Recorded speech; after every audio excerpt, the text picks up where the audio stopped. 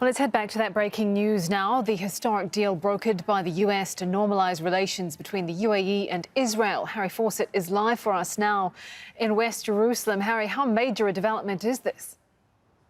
It's a huge development. This is something that Benjamin Netanyahu has been talking about and working towards for much of his political career, the idea of normalizing relations between Israel and its important Arab Muslim neighbors in the region. And this is the first such agreement in full. He has been working on various levels, trying to get better ties, and has celebrated various minor victories in terms of minor improvements with various neighbors. But this, according to the joint statement released by the United States, by Israel and by the UAE, amounts to a full normalization and a development of full ties between the two countries. The statement says that delegations from both countries will meet in the coming weeks to sign these agreements, that there will be normalization of diplomatic ties, of economic, medical, technological, telecommunications cooperation, direct flights between Israel and the UAE, tourist flights as well as business flights. And importantly, it also says that as a result of what this statement calls a historic breakthrough, Israel will suspend its efforts to annex parts of the occupied West Bank, the parts of the West Bank that were designated to be Israeli territory under the Trump-Jared Kushner peace plan, which had created such a great deal of heat and noise in recent months with Benjamin Netanyahu's vow to just move ahead with US support and start annexing well ahead of any potential agreement with the Palestinians. Now that is suspended in its entirety, and instead the statement says Israel will work on expanding its relations with other Muslim Arab countries in the region. I haven't seen any reaction yet from the Palestinian side, from Ramallah, but I think the reaction would be that Israel appears to be being rewarded for not doing something rather than having any real progress in terms of the peace process between Israel and the Palestinians.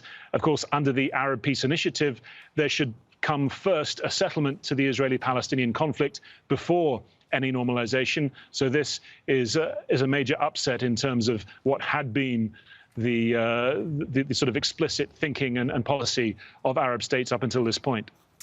Thank you for that. We'll leave it there for now. Harry Fawcett live for us from West Jerusalem. Alan Fisher joins us now live from Washington, D.C. for US reaction. Alan, I mean, this was brokered by the US. This is going to be seen as a huge win for Donald Trump.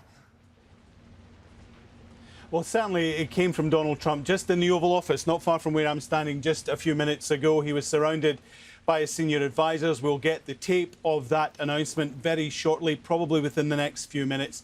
He said that the announcement had been made that the United Arab Emirates and Israel were normalising relations, that they were going to sign some sort of treaty and that other Arab countries would follow. He said there are things happening that he couldn't talk about at this point.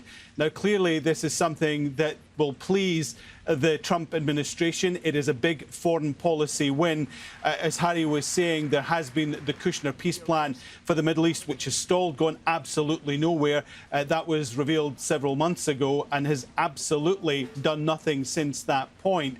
And so there'll be questions, though, about why the United Arab Emirates and Israel, if there was something as significant and as fundamental as a peace deal to be announced between these two countries, why the leaders themselves wouldn't announce it, why they would allow Donald Trump to do that from the Oval Office. Is this perhaps a sign that both countries would like to aid Donald Trump's re-election effort in some way? We know that Israel are very close, is very close to Donald Trump. They believe that he has been a huge supporter during his time in the Oval Office, from moving the embassy to Jerusalem to recognising Israeli sovereignty over the occupied Golan Heights.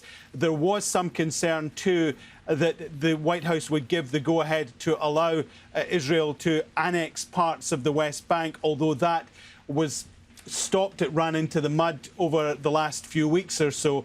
And we know that the United Arab Emirates enjoy a good relationship with Donald Trump, as does Saudi Arabia. And so there will be political questions about this, but certainly as far as Donald Trump and the White House is concerned, this is a major diplomatic victory. And Alan, as you sort of mentioned there, the US had recently sort of taken the foot off the gas in terms of their support for those annexation plans, hadn't they? Had this been sort of, were there signs that this might be on the way? Well, there was no indication. In fact, I got a phone call probably about 5-10 minutes before the announcement was made to tell me there was a big announcement coming and it involved Israel and the United Arab Emirates. I then started making several calls myself to try and establish it. And then we heard that Donald Trump was making the announcement in the Oval Office himself. It's an interesting state of affairs because we know that Donald Trump tried to get a peace deal with North Korea. That's essentially lying in tatters at the moment. We know that they'd exercised the campaign of maximum pressure on Iran to try and bring them to the negotiating table.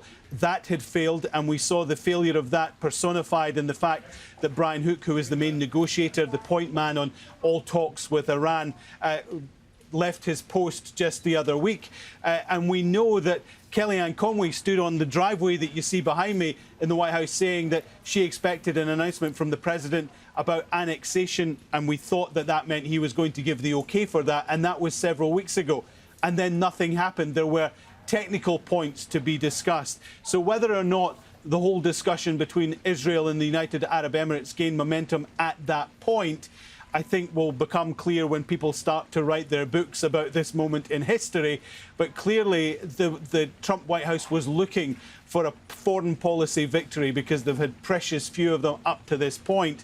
And so to be able to sit down in the Oval Office and as the President of the United States announced that there was going to be a peace deal between the UAE and Israel, unusual though that is, it certainly signifies a big win for Donald Trump and something that he needed, given that the past 48 hours has been dominated by Joe Biden and his pick for Vice President. Thank you so much for that, Alan Fisher there, live in Washington, D.C.